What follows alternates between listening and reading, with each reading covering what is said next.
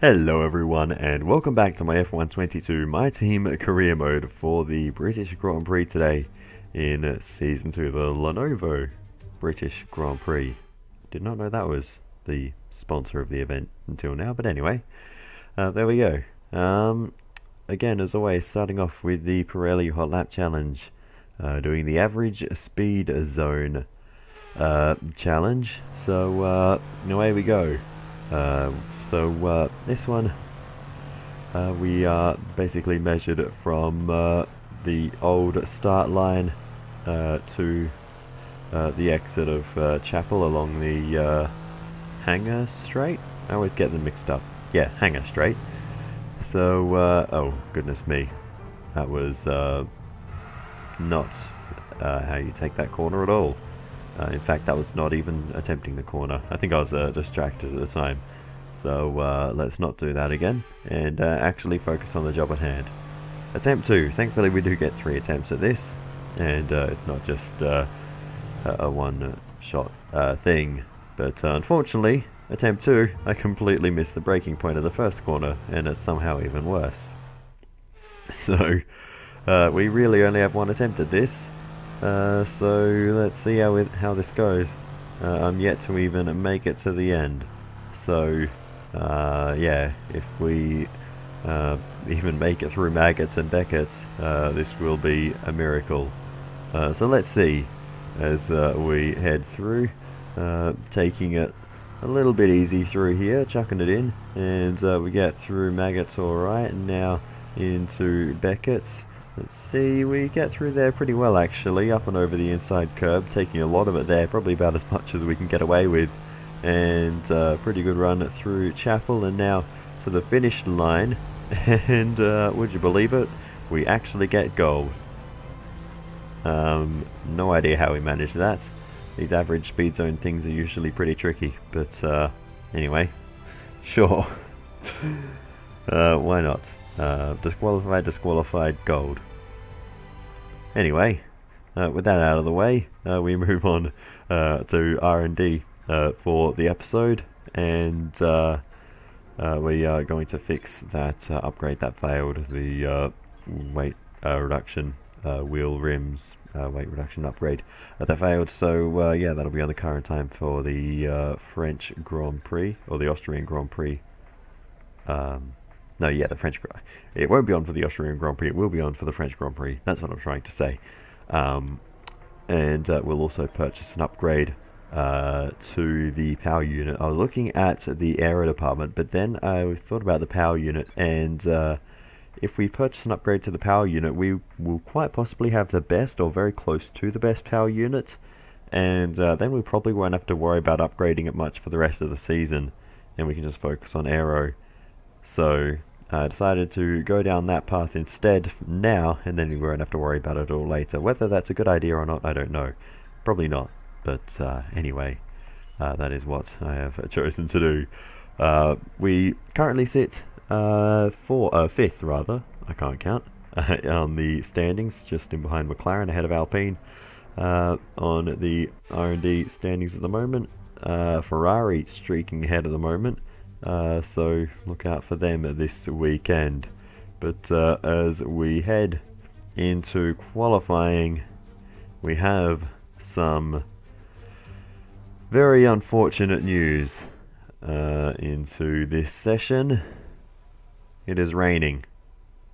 So yeah. So we qualified P22. That was that goes without saying. And yeah, that was the end of qualifying. There's literally nothing more to show from that. The lap was rubbish. We were nowhere near the pace. Let's get into the race.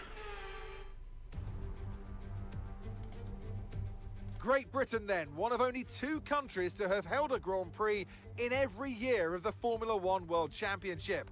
And that record extends further for today's Grand Prix. The 3.6-mile-long Silverstone circuit is one of the longest of the season, with 18 corners in the current layout. With average lap speeds reaching around 145 miles per hour, it's also one of the quickest tracks of the year. Watch out for cars taking the right-handers of Abbey and of Copse flat out.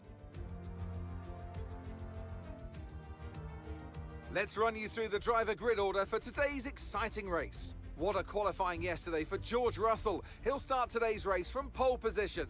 And the smooth operator Carlos Sainz completes the front row. Looking at the rest of today's grid, we have Verstappen, Perez, Charles Leclerc and Norris, Hamilton, Ricciardo, Stroll and Esteban Ocon, Fernando Alonso, Gasly, Yuki Tsunoda and Magnussen, Albon, Mick Schumacher, Oscar Piastri and Guan Yu Zhou, Daruvala, Tictum, Latifi and the scientist. It's almost time for the lights to go out, so let's head down to the track where preparations are underway. A warm welcome to Anthony Davidson, who's beside me in the commentary box today. We should talk about Williams. What do you make of their performance so far this season? Well, the atmosphere within that team seems very positive at the moment. Everyone seems like they're in great spirits and having a lot of fun doing what they do, and that's definitely contributed to the performances we've seen. After the points finished last race, let's aim to keep that momentum going. Alrighty, so here we are on the grid then for the British Grand Prix. And thankfully, no rain forecast for this one. Just a few clouds, but no water falling out of them. In terms of strategy then, we're going to go from the soft tyres to the mediums. Looks like the fastest way to go, but there's going to be a lot of work for us to do. Interestingly though, looking at everyone else's starting tyres, bit of a mix, but George Russell on pole position. Firstly, great qualifying effort, but also starting on the harder compound tyres. Interesting choice. We'll see how it goes for him. Anyway, let's go to the 5 red lights. And it's lights out and away we go then for the British Grand Prix. We're going to probably have a fairly steady start. We're not going to do anything too aggressive, and we'll just make our way through the field at a steady pace. We're not going to do anything too risky. And yeah, we'll just hang back and take our opportunities when they arise. There's no point damaging the front wing when we may struggle to get into the points anyway from where we start. And as I said, Russell's going to struggle to get his car off the line. He's already dropped into 3rd position already by the end of the first sector. So that shows how much he struggled off the line. So Mercedes, an absolutely disastrous start to this race, turning pole position into 3rd place in a matter of 5 corners. So that is not the start they wanted. And just no ability to get heat into those hards in a single formation lap. Probably should have seen that one coming. But both Mercedes cars starting on the hard compound tyres, so they really put all their eggs in one basket. Don't know how Hamilton's start went, but he was mid-pack, so it was probably a bit easier for him to hold on to position. But anyway, we continue to push on, and now we do begin to start pushing on. Gasly had to make a pit stop. I think he damaged his front wing on the opening lap scramble as we go for the lunge down the inside and make the move stick on Zhou Guanyu. And what's going on up here?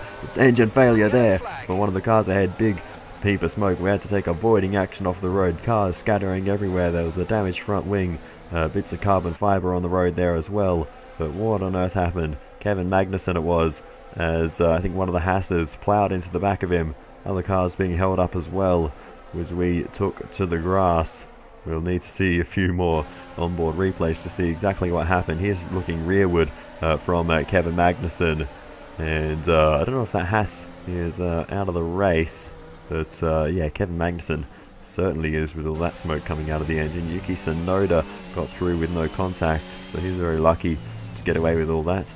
And to react to the slowing Williams car in time. Mick Schumacher it was who made contact with Kevin Magnussen. He's now got no front wing on that car, but thankfully for him still in the race. That was us skating through the grass and getting ahead of Mick Schumacher, actually gaining a couple of spots through all that. Jane Daruvala just about getting through there with no contact. Good reactions from the Indian driver to get away with all that.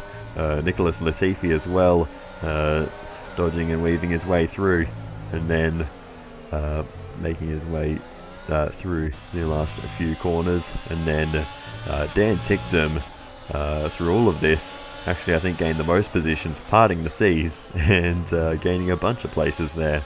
So Dan Tictum now up a bunch of places.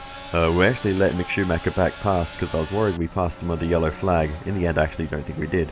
But regardless, he's back through, but with a damaged front wing, and thus we make the lunge back down the inside immediately.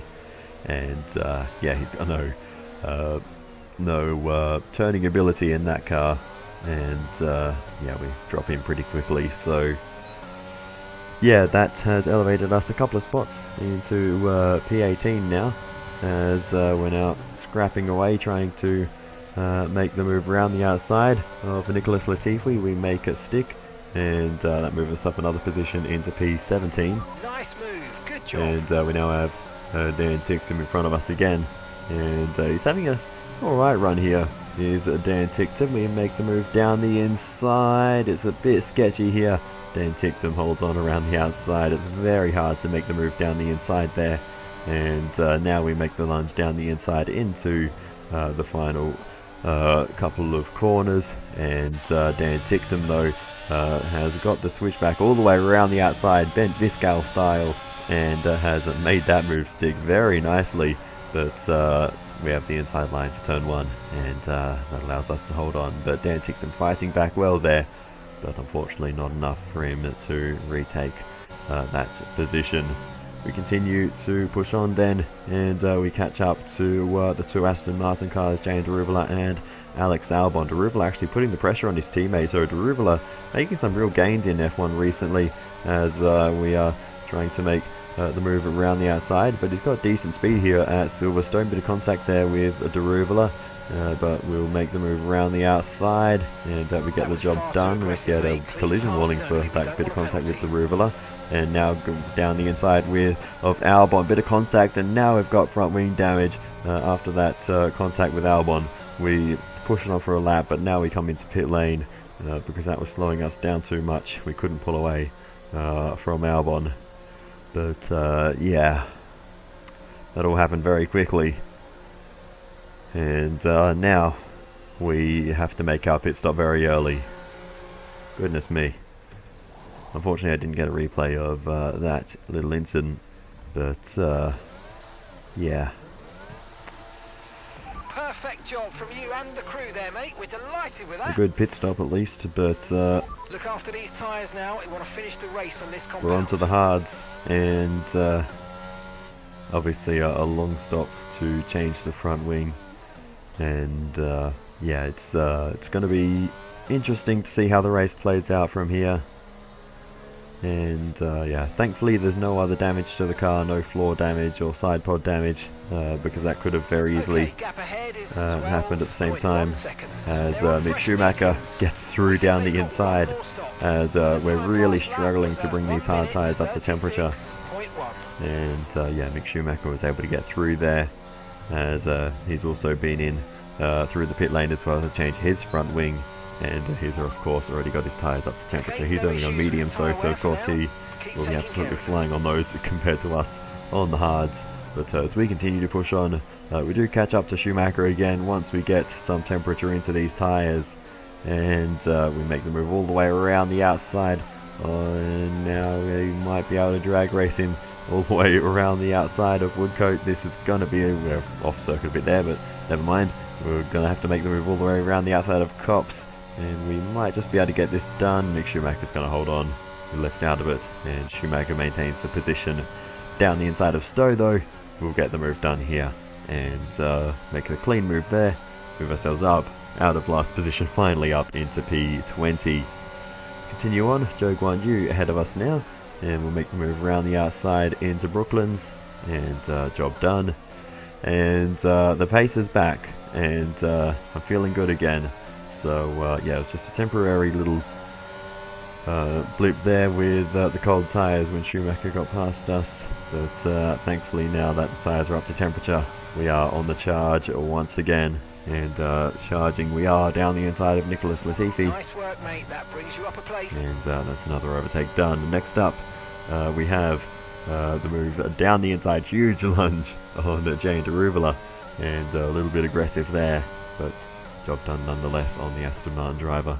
And we have Yuki Tsunoda up next, the Japanese driver in the AlphaTauri, not too far up the road, but he's been pretty quick so far. We're up approaching the top 15 now, down the inside, a bit late on the brakes, but we get it stopped, and we just have to work our way through this last corner. I always find this last corner so awkward, bit of a slide on there, bit of a wobble and a fishtail on the exit, and Tsunoda actually had to back out. He had a good run on us, but thanks to the fishtail he was not able to use his momentum, so that helped us in the end, but Tsunoda actually got us back there.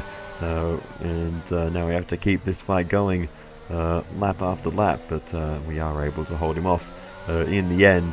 But yeah, this is not helping us. We're trying to chase down Dan Ticktum, but Tsunoda has other ideas. We do eventually catch up to Ticktum, but he pits before we get the chance to put the move on him, so that's a little unsatisfying. Oscar Piastri up the road makes his pit stop as well. We're going to the end, so any cars that pit will probably be behind us for the rest of the race unless they overtake us, so that is good. So we're up into P12 now, so this is our legitimate position. The next car ahead of us is our teammate Fernando Alonso. He's in P11, and yeah, this is sort of where the race is at, I think, at the moment. A lot of drivers are doing one-stops in this race. You got P12, Fernando ahead. Our gap to the car in front is 24.0 seconds. And with Alonso on medium tyres, I don't think there's a chance of us catching him. So with not much for us to gain in this race, I'll let Tsunoda go. He's on medium tyres, he's faster than us at the moment. And yeah, I decided I'll just let him go. There's no point scrapping away with him over 0 points, so I thought we'll just save the car and save potentially making more contact when he's got better pace. He's not going to catch Alonso, so we don't need to worry about that risk.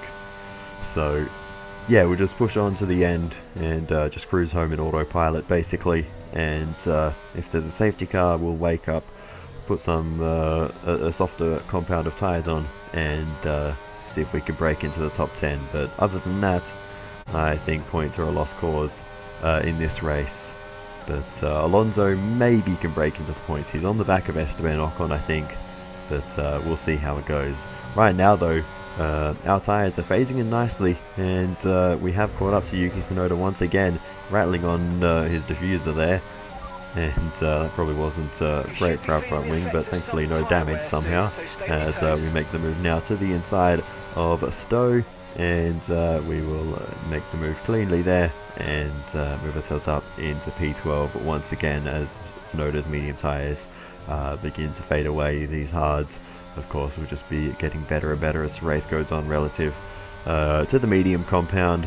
And now okay, gap ahead is 27.2 seconds. we can fully see the battle playing out between Alonso and Ocon, and there really isn't much in it between those two.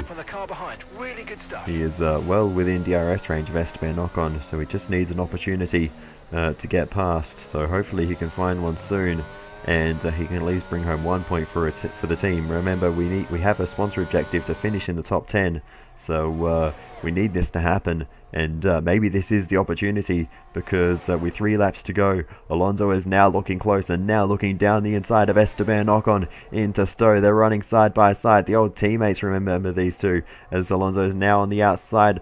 Ocon blocks him off, but locks up, and now Alonso is through. And Ocon, where has he gone? He's dropped way back. So Esteban Ocon is now out of contention. Alonso is through, and Ocon, after winning the previous race, has dropped out of the points here at Silverstone. Unfortunate for the Frenchman, but his fight here has come to an end as Fernando Alonso has hauled his way into the points and will bring home 1. And there's the lockup, a big lockup there for Esteban Ocon. Fernando Alonso says thank you very much, didn't have to work too hard for that one in the end, and was able to get through. Okay, this is your final lap of the race. So yeah, we continue to push on. Final lap of the race for us. Not much for us to do really. Yuki Tsunoda's not posing too much of a threat to us as Max Verstappen comes across the line to win. Great way for him to bounce back after the disappointment of Baku. for Red Bull.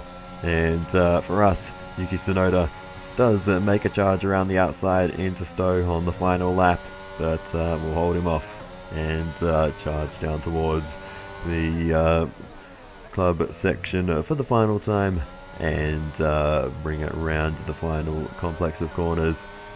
And we'll come across the line to take P12. No points. And that's the end of the race. We'll see you in Parc Fermé. An alright recovery, but we lose 25 points to Max Verstappen. 26 if he got the fastest lap. I'm not sure. Well, they've done a brilliant job, I must say, under some intense pressure to take a well-earned victory here at the British Grand Prix.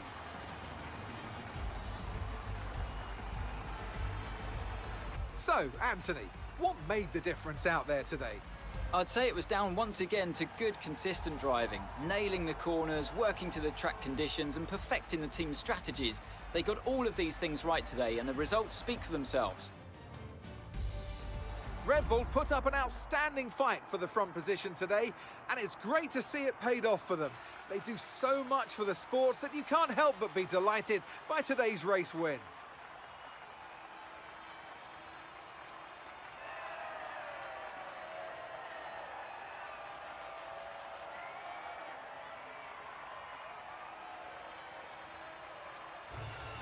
So it is Max Verstappen who takes race victory here at Silverstone. Sergio Perez makes it a Red Bull 1-2 with Charles Leclerc in third.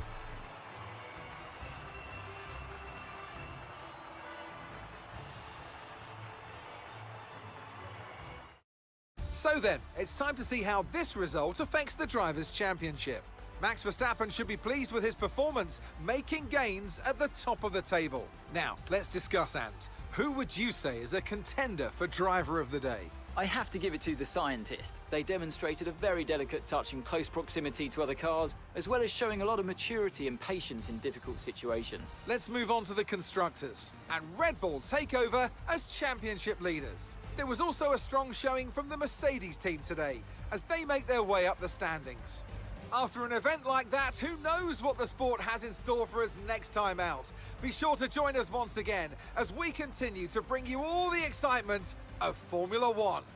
Alrighty, well, I thought the Azerbaijan Grand Prix was going to be a turning point for our season, but things did not go too well to plan here, unfortunately. Let's have a little run through the finishing order, and it was very much 2x2. Red Bull 1-2, Ferrari 3-4, Leclerc ahead of Sainz. Then the two Mercedes cars, Russell ahead of Hamilton, and then the two McLarens. It was Lando ahead of Ricciardo, and then if it wasn't for the late move, Alonso passing Ocon, it would have been the two Alpines rounding out the top 10. Stroll ahead of Ocon, but as we just saw, Alonso just sneaking into the top 10, and then it was Ocon, then myself. And then the two AlphaTauris, 13th and 14th. So, yes, it was very much a 2x2 formation race for the top 14 for the most part until the last couple of laps when Alonso finally broke that formation. But anyway, yeah, that was really the Alonso factor in that one. Finally getting that move done in the end, and Ocon making that mistake. But yeah, what damage has that done to the driver's standings then? We dropped 2 positions into 6th place. Perez gains 2 positions up into 4th. Lando Norris stays exactly where he is in P5 between us. Max Verstappen remains in the lead. Carlos Sainz 2nd place, 26 points behind. Charles Leclerc 36 points adrift. Yeah, they are the major contenders. We are 72 points behind the championship leader Max Verstappen. In the constructors standings, Red Bull retake the lead, just 2 points ahead of Ferrari, so it is still all to play for there. And Mercedes take 4th place away from us, just 6 points between us though. So it is all still to play for there. But yeah, if we want to fight for either or both of the championships, we are going to need to improve, and we need to be doing better than this. Austria is up next. It's always been one of my best circuits, so yeah, hopefully we can beat Red Bull at their own home track up next. But anyway, yeah, let's head back to HQ. We're going to finally tick over to Team Acclaim at level 20. We get a trophy for that, an achievement, so that is nice. And yeah, that is awesome. We get all our sponsor money thanks to, as I keep saying, Fernando Alonso's late race heroics. And now we are very rich, which is good because Alonso, I keep checking Alonso's value and it keeps going up. I think when we signed him it was 7 million, he's up to 8 million now. So I'm keeping a nice healthy stash of money just in case he puts his price up again. But anyway, in terms of the activity timeline, we're going to do these two single day ones, the second driver performance review as well as the driver promotion filming, always looking to work on Fernando Alonso's stats. And so we move on through the timeline then, and You're not currently in a rivalry. Sooner or later, you'll probably be asked by the media who you consider to be your rival. Think carefully who you select, as while you will receive acclaim for beating them, you'll lose acclaim if you fail to do so. thank you for explaining that. Like a season and a half into the game, like I've never had a rivalry in this game before, thank you. Yes, now I've completely lost my train of thought. We arrive at the Austrian Grand Prix weekend. But yeah, that I think is going to do it for this one. A very short break between races, so yeah, nothing really came up. No upgrades on the car, no department events. But yeah, that is all then. So thank you so much for watching all the way to the end then. I really do appreciate it. Feel free to give me some feedback in the comments. It is always very helpful. Actually, one odd little glitch that came up. I selected the which Pirelli Hot Lap challenge I wanted to do, and then I went away to this screen because I remembered I hit Team Acclaim level 20. Then I went over to check and it told me I needed level 25. I hadn't actually checked that until this point. And then the race weekend came up, so I thought I'd somehow skipped the Pirelli Hot Lap challenge, or I accidentally hit the skip button. But when I clicked on go to race weekend, it went to the Pirelli Hot Lap challenge. So yeah, that was a weird little bug. It just come up with the wrong interface here. But anyway, that was a thing. But well, anyway, back to the outro. Thank you so much for watching all the way to the end. Really do appreciate it. Feel free to give me some feedback in the comments. And that is all. So we'll see you next time. And goodbye.